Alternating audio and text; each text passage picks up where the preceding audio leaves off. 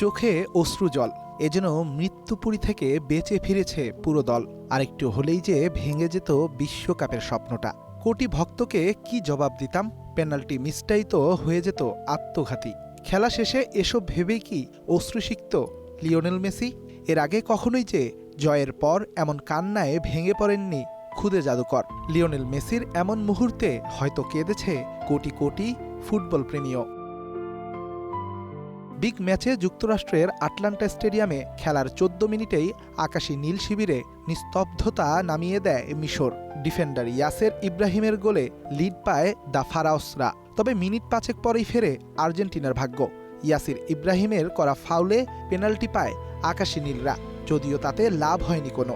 Penalty miss করে দলকে বিপদে ফেলেন লিওনেল মেসি।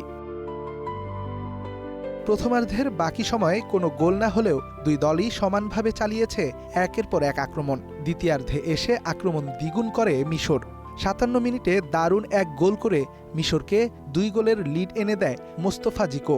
তবে ভিআর প্রযুক্তিতে বাতিল হয় সেই গোল।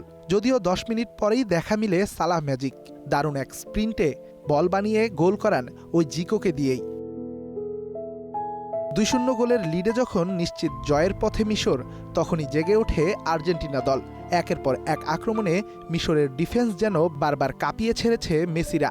ফল আসে খানিক বাদেই লিওনেল মেসির ক্রসে দারুণ এক হেডারে আর্জেন্টিনাকে গোল এনে দেন রোমেরো। ৪ মিনিট পর এবার দলকে সমতায় ফেরান লিও মেসি। বাঁ পায়ের জাদুতে যেন মন্ত্রমুগ্ধ পুরো পৃথিবী। তবে তখনও নাটকের অনেকটা বাকি। ৯০ মিনিটের খেলা শেষে ৭ মিনিট বাড়তি দেয় রেফারি। ম্যাচের ৯২ মিনিটে আর্জেন্টিনার দারুণ এক কাউন্টার অ্যাটাক। ডান পাশ থেকে লাউতারো মার্টিনেজের ক্রসে এনজো ফার্নান্দেসের মাপা হেড। ১৩ মিনিটেই পাল্টে গেল ম্যাচের চেহারা। হারতে বসা ম্যাচে জয়ীর বেশে আর্জেন্টিনা। ম্যাচের শেষ বাঁশি বাজার পরেই শুরু হয় জয়ের উল্লাস। ম্যাচ সেরা মেসিকে নিয়েই উদযাপনে মাতে পুরো দল। যেন এই মেসির জন্যই মাঠে লড়াইয়ে নামে তারা। মেসির জন্যই জিততে চায় এবারের বিশ্বকাপটা।